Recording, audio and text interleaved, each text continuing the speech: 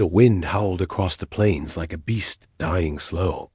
Snow churned in the black sky, slicing through the night, blanketing the wooden fences and chapping the old man's face. Caleb Rourke leaned into the storm, shoulders hunched beneath. A battered oilskin coat, his breath fogging in short, controlled bursts. He hammered the final plank onto the barn door, a necessary task he'd put off until the last minute as usual. The horses inside whinnied, their nerves skinned raw by. The cold. Caleb didn't blame them. It was the kind of night where even ghosts stayed inside. His boots crunched across frozen mud as he turned toward the house. The windows glowed with lamplight, a weak promise of warmth that barely reached the yard. Just beyond the fence, the plains stretched into white oblivion. Nothing moved out there. Nothing should. But his step faltered. Something wasn't right. He squinted, wiping snow from his lashes. The storm's whirling veil thinned just enough. A shape? A person, no? A girl? Staggered between the corral posts, one arm outstretched, the other hanging. Limp, barefoot, Caleb moved. He didn't think, didn't hesitate, just vaulted the fence and ran. Snow slammed into his chest like fists. The wind tried to push him back. The figure collapsed before he reached her, knees folding, shoulders pitching forward into the drift.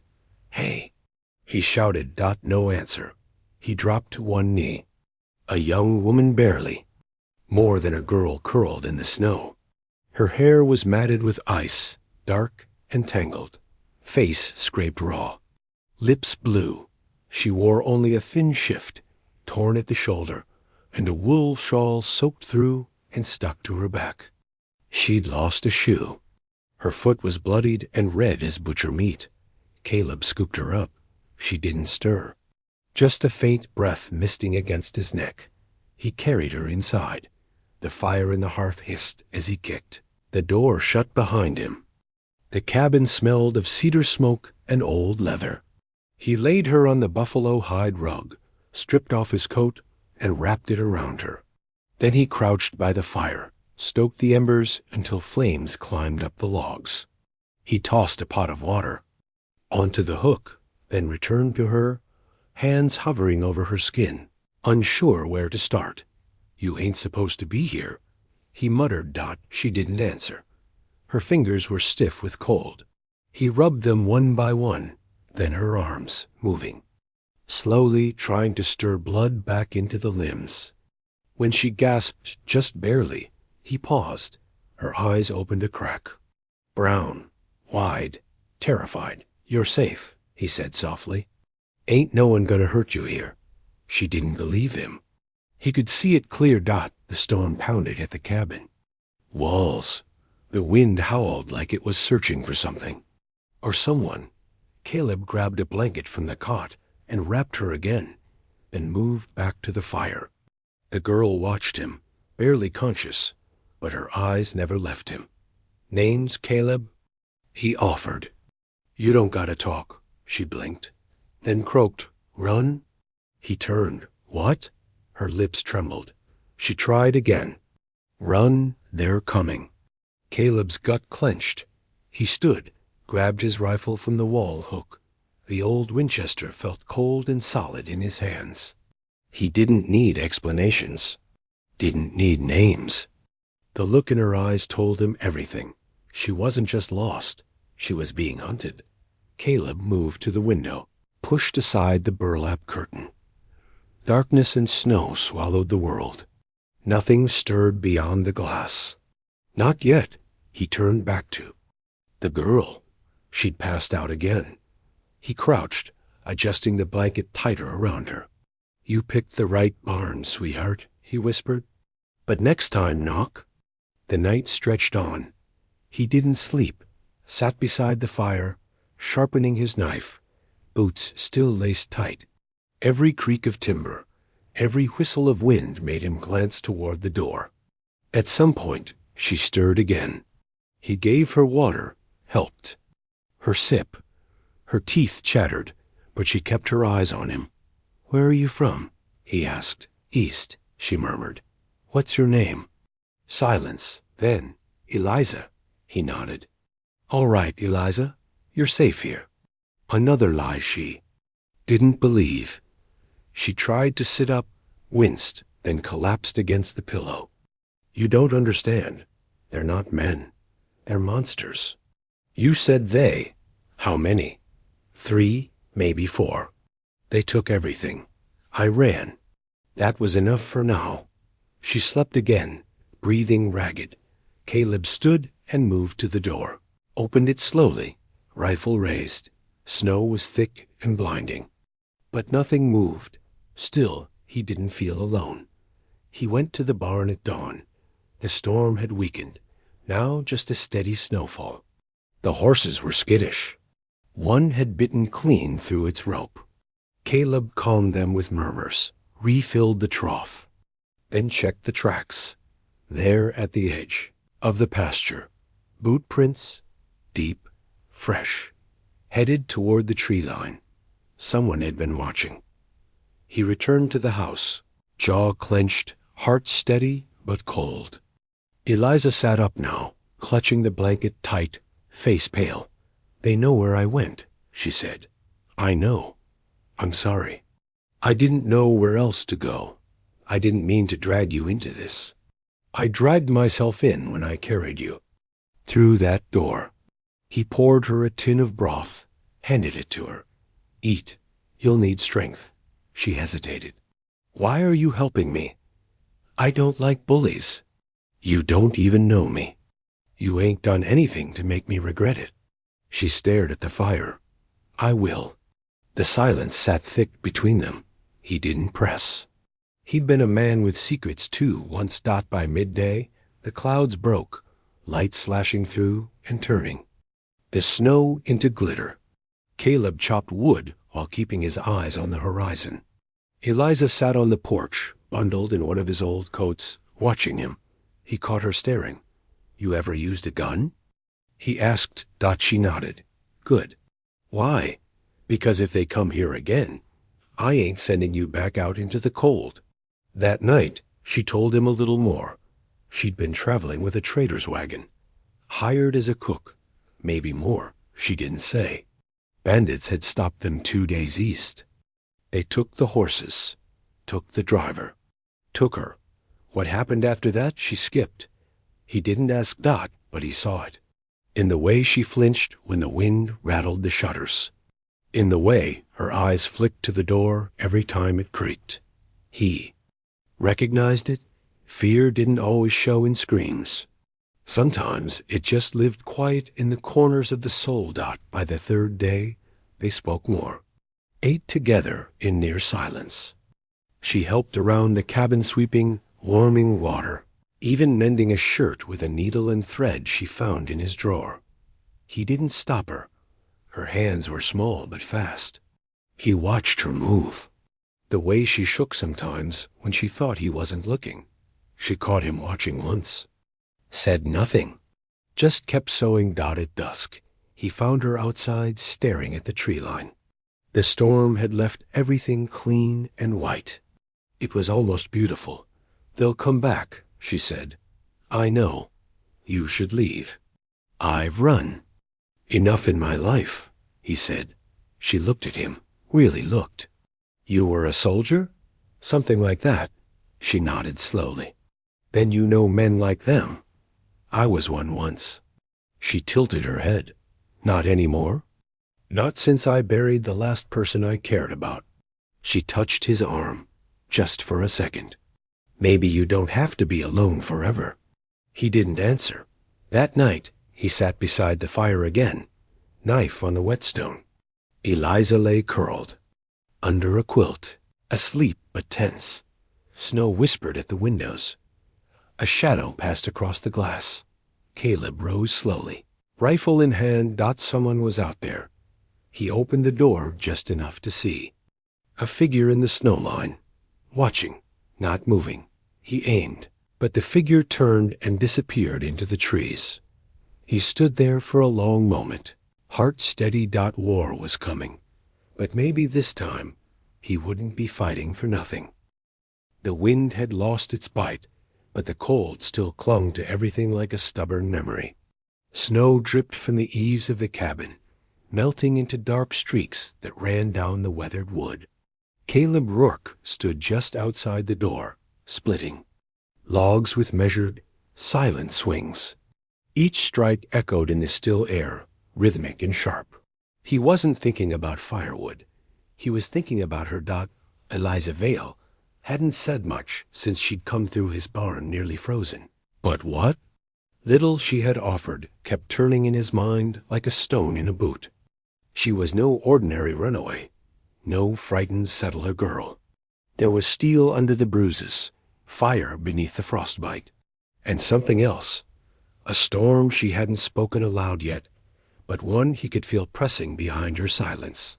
Inside, she was awake now, sitting by the fire, blanket wrapped tight around her thin shoulders.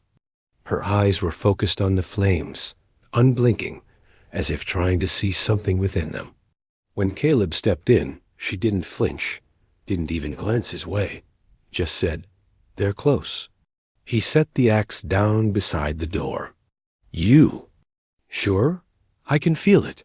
He studied her for a moment, then moved to the hearth and poured 2 tin cups of coffee. He handed her one. She took it, her fingers still trembling just enough to make the tin rattle against her teeth as she drank. "You want to tell me what they want?" he asked. "They want me," she said, voice low, eyes still on the fire. "They'll want you, too, once they know you've helped me. That's so. They don't like to be denied or embarrassed.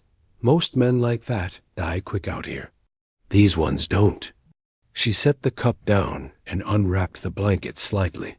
Beneath it, her shift had been replaced by one of Caleb's old shirts, hanging on her frame like a loose curtain. She reached into the folds and pulled something out, a folded, stained leather pouch. Caleb raised an eyebrow. "What's that?" She opened it carefully. Inside were crumpled papers, half-torn, water-damaged, maps, receipts, contracts with names scrawled across them in ink that had bled from blood or rain. She handed them to him. "These men, Gant and his brothers, they've bought up land all through the valley, forced people out, bribed surveyors, forged deeds. This," she tapped the pages, "this proves it." Caleb read through one page slowly, his brow furrowed. "Silas Gant. I know that name. Most folks do. They just don't say it out loud. You married to him?" Her jaw tightened. "He married me. Or bought me, really. Called it marriage. I was 17. My father owed him a fortune. Gant offered to clear the debt. You agreed?" She looked up at him now, eyes hard and bitter. "They gave me a dress, poured whiskey in my mouth, and told me to smile. That's not agreeing." He nodded slowly. He didn't apologize. Words like, "I'm sorry," were useless against memories, carved in flesh. But he saw her, clearer now. The fire inside her wasn't anger. It was survival. "How'd you get away?" he asked. "I learned when the men left, when Gant drank too deep, how to walk quiet and run fast. One night, I stole those papers from his safe, walked out the front door like I was going to hang the wash. I haven't stopped running since." "You? Planning to keep running?" "Not if I can help it." "You plan on killing him?" "I plan on surviving." Caleb handed the papers back. "They find you, they'll kill you slow. Not if we kill them first." He looked at her then, not just looked, but saw her. The cuts on her face were healing, but her eyes had only grown sharper. She wasn't trembling from fear anymore. She was waiting, burning. "I'm not looking for a war," he said. "That's fine," she replied. "It's already found you." They spent the afternoon boarding up the cabin windows. Caleb fetched traps from the barn and laid them under loose snow at the edge of the clearing. Eliza moved like a shadow, quick and precise, helping him string wire from tree to tree. "You sure you've done this before?" he asked once, watching her tie a knot that would snap a man's leg in half. "I had to learn fast." By dusk, the air had stilled. Even the animals seemed to know what was coming. The wind was too quiet. Caleb stood on the porch, cleaning his rifle with slow, methodical care. Eliza sat nearby, sharpening a small knife with a whetstone she'd found in his shed. Neither spoke. The quiet stretched until the last of the sun slipped behind the hills. Then she said, "You ever lose someone?" He glanced at her, then back to the rifle. "Yeah." "Wife?" "Would have been. Her name was Nora." Eliza waited. He didn't offer more, but after a moment he said, "Stagecoach ambushed on her way back from Abilene. Took everything they could. Left her and the driver with their throats cut. I found her 2 days later. I'm sorry." He shrugged. "It was 6 years ago. Haven't let anyone get close since. Until now." He didn't answer. Didn't need to. Later, as the sky darkened and the stars began to pierce the veil of night, they sat inside, sharing a meal of beans and stale bread. Eliza ate like someone who still didn't believe there'd be another meal. Caleb noticed. He didn't say anything. After the plates were cleared, she stood, walked to the fireplace, and stared at the coals. "I've been scared for so long, I forgot what it felt like not to be," she said. "But I'm not scared now. Not with you." He stood beside her. She turned to face him. Their eyes met. Her hand, slow and unsure, reached for his. He let her take it. "I don't know if I'm staying," she whispered. "I didn't ask you to. I don't know if I want to run anymore." "Then don't." She stepped closer. The heat between them wasn't from the fire. "Why did you help me?" she asked. "Really?" He thought about it. About the silence he'd lived in. The walls he'd built. The cold he'd come to accept. Then he said, "Because you were half dead in my snow and still looked like you wanted to fight. I guess I recognized the fire." She smiled, small, sad, and beautiful. Outside, an owl hooted. Inside, the fire crackled and shadows danced. Didn't kiss. Not yet. That would come later, when the fight was done. But something shifted between them, something neither one could name, but both understood. That night, she slept in the bed. He took the chair. Neither slept deeply. Before dawn, a horse cried out. Caleb was on his feet before the sound died. He moved to the window, rifle in hand. Beyond the tree line, figures moved. Slow, deliberate, like wolves circling prey. Eliza stood. Behind him now, silent, watching.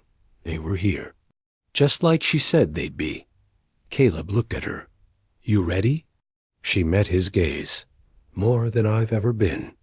And the fire inside her flared bright. Snow whispered beneath Caleb's boots as he moved through the trees, rifle pressed to his shoulder, eyes sharp beneath the brim of his hat.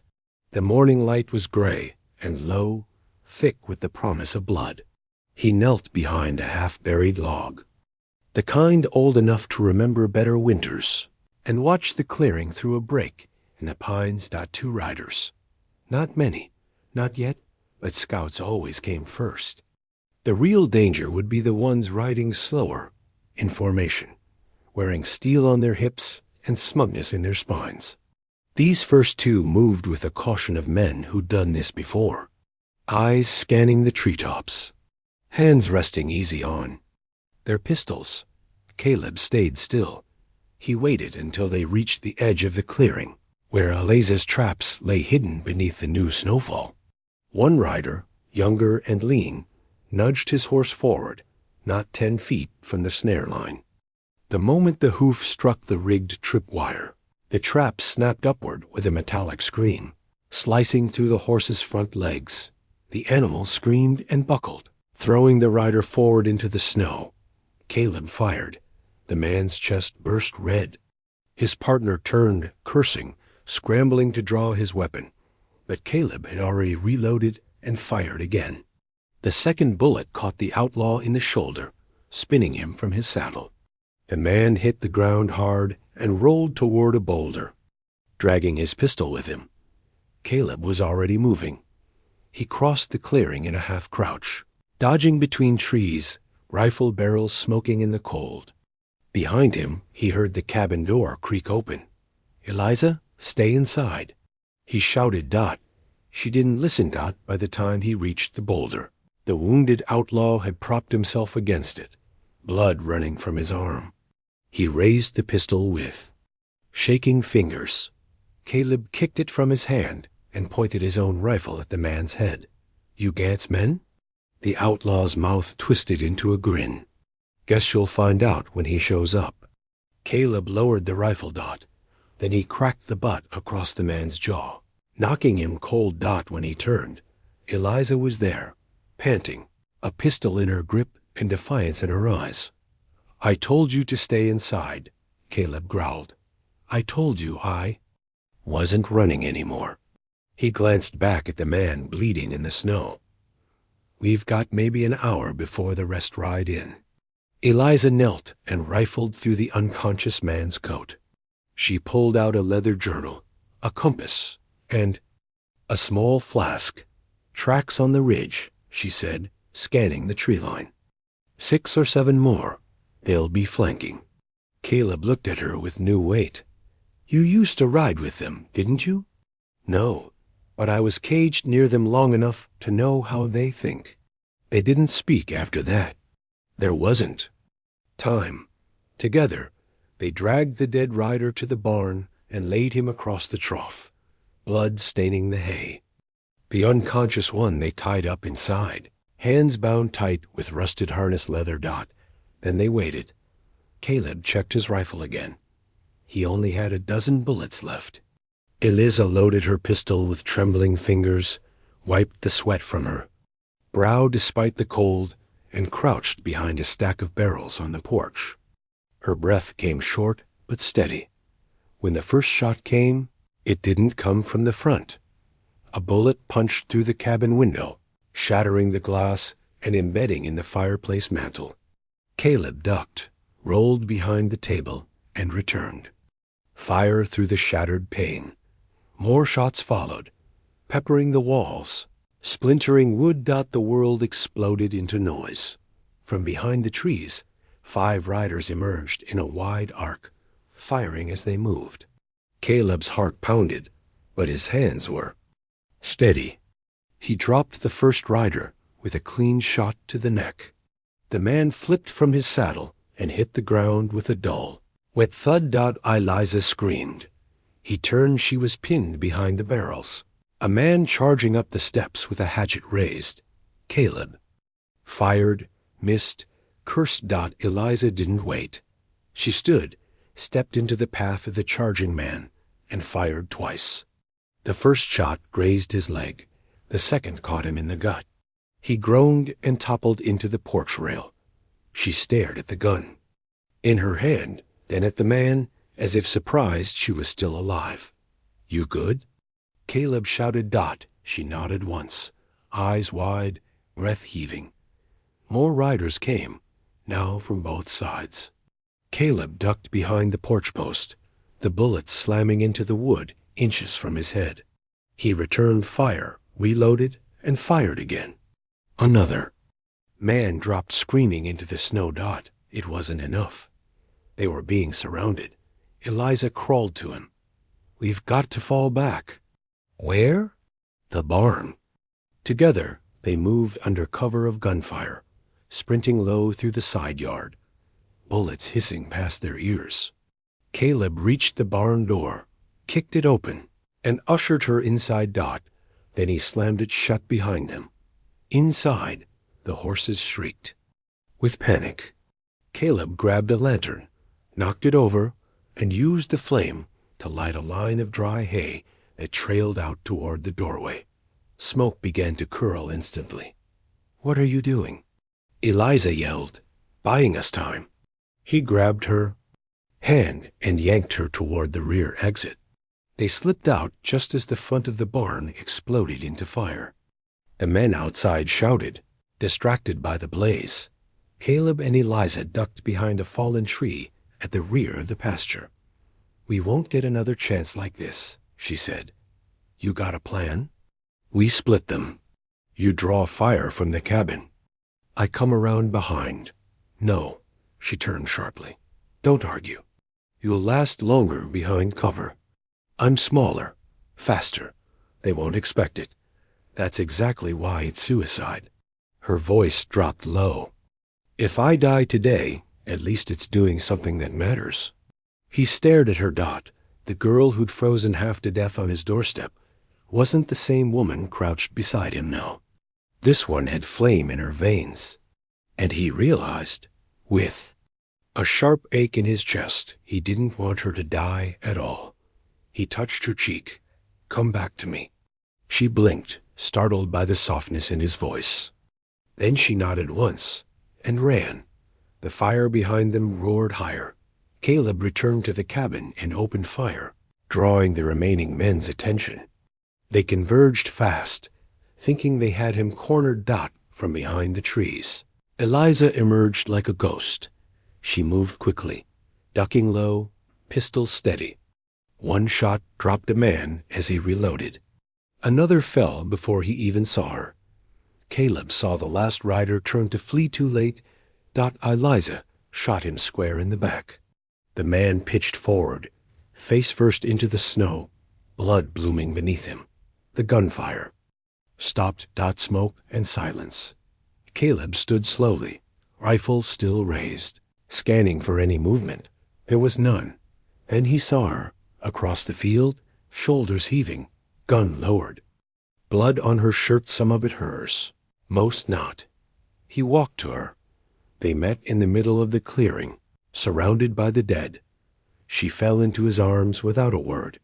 They stood like that for a long time. When he pulled back, he saw the cut along her temple. Nothing fatal, but it would scar. She didn't seem to notice. He looked around. "You think that's all of them?" "I don't know." "You did good. You did good." She leaned her forehead against his chest. "I didn't know I could." "You're full of surprises." They buried the bodies that afternoon, not out of kindness, but necessity. Snow was already falling again, covering the blood, softening the carnage into silence. The fire at the barn had burned low, embers glowing under ash. That night, inside the cabin, Caleb poured 2 glasses of whiskey and handed her one. She held it for a while before drinking. Her voice was quiet. "You think we bought peace?" "No, but we bought time." She nodded. "I've never killed before today," she murmured. "You survived. That's what counts." She reached out and took his hand. "You think people like us deserve peace?" He squeezed her fingers. "I think people like us earn it." And as the snow fell steady outside the window, neither of them looked away. Ash fell like black snow.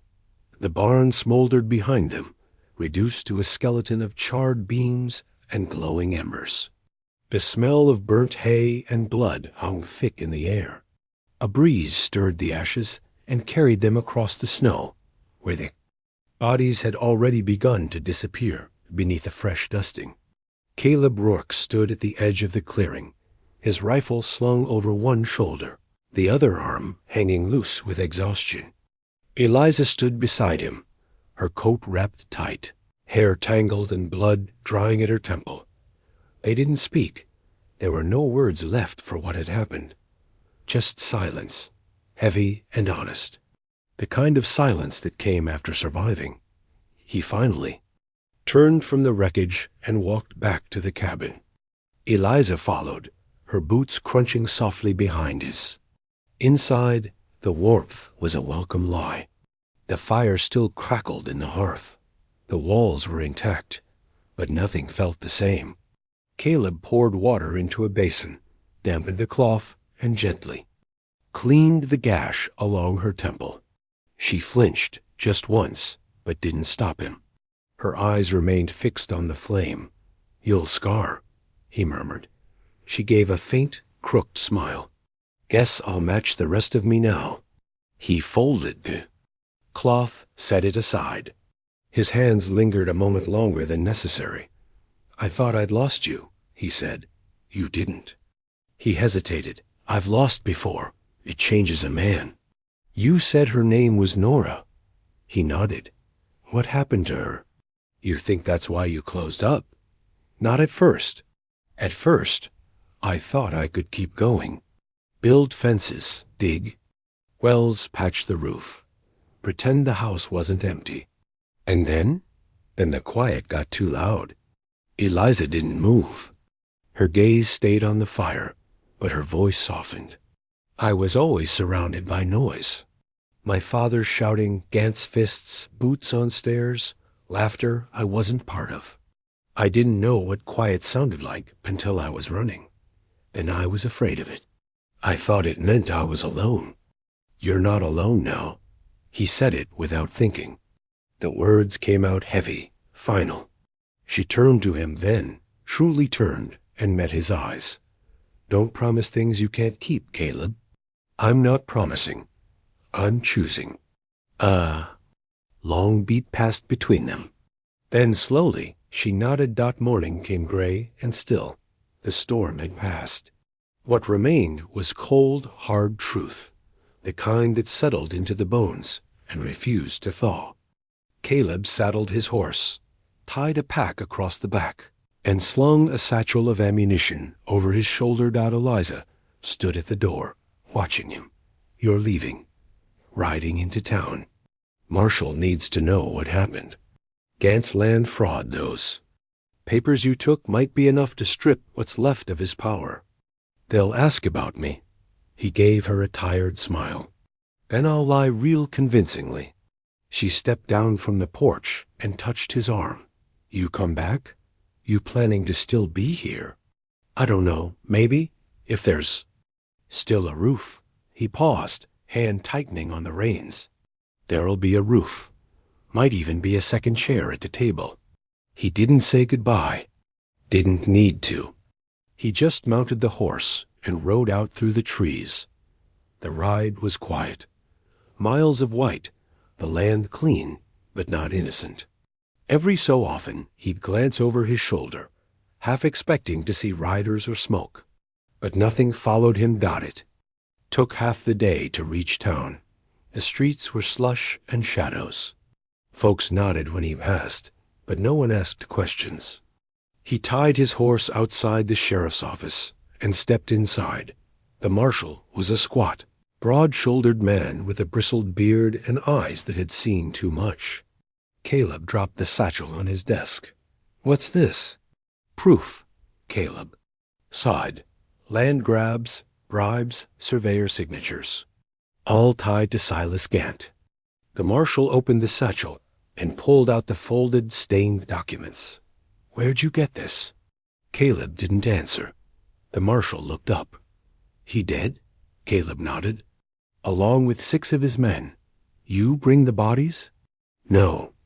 Buried. Snow's covering the rest." "You're not making this easy." "Didn't come here to make it easy. Came to make it stop." A marshal sifted through the pages, mouth a hard line. Then he nodded once. "You'll be hearing from a judge in Abilene. I'll be home." Caleb turned to go. "You sure about that?" the marshal asked. Caleb paused, but didn't look back. "No, but I'm going anyway." The ride back felt longer. Twice he stopped, half convinced he'd taken the wrong trail. When he finally saw the edge of the tree line break into familiar land, his stomach tightened. Smoke rose from the chimney. Someone was inside. He dismounted, rifle slung but ready, and moved quiet toward the cabin. The door creaked when he opened it. Eliza sat by the fire, mending one of his shirts. She looked up. He stared at her for a long second, as if anchoring himself. Then he closed the door behind him. "You're back," she said. "You stayed." "I thought about running, but the quiet didn't scare me anymore." He took off his coat, hung it on the peg, and sat across from her. They believed me, he said. Gant's empire is done. You think that'll bring peace?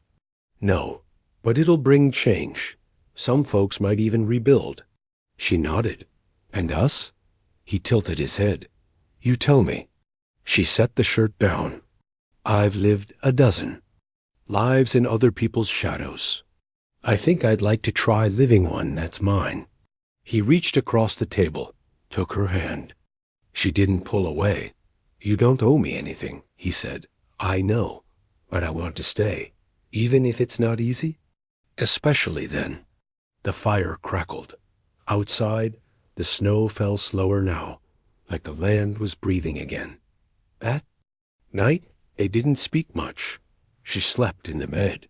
He lay beside her, not touching, just breathing in time. At some point, her hand found his. Their fingers twined like roots in warm earth. In the morning, he woke first. She was still asleep, face calm, mouth slightly open. He watched her for a moment, then stepped out onto the porch. The sky was pale gold. The kind of morning that didn't shout, but whispered. He stood there a long time, watching the horizon. He had built walls for years, high ones. Thick ones. Walls meant to keep pain out. But pain wasn't what they kept out. It was everything else. Hope, laughter, firelight. He'd thought he lost the part of himself that could love again.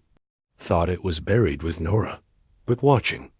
Eliza moved through his space like she belonged there, watching her fight, bleed, and not break. He realized it wasn't love he'd lost. It was trust. And somehow, she had given it back without asking for it. When she stepped outside, arms wrapped in a shawl, he turned and looked at her like a man seeing the world in color again. She smiled. I'm thinking we fix the barn next. He chuckled. That sounds like work. You don't strike me as a man afraid of work. I was afraid of something else. She walked up beside him and leaned into his side. Not anymore? He rested his arm around her shoulders. No, not anymore. The wind rolled across the prairie, carrying the promise of spring. And behind them, the cabin stood not as a shelter from the past, but as a home for what came next.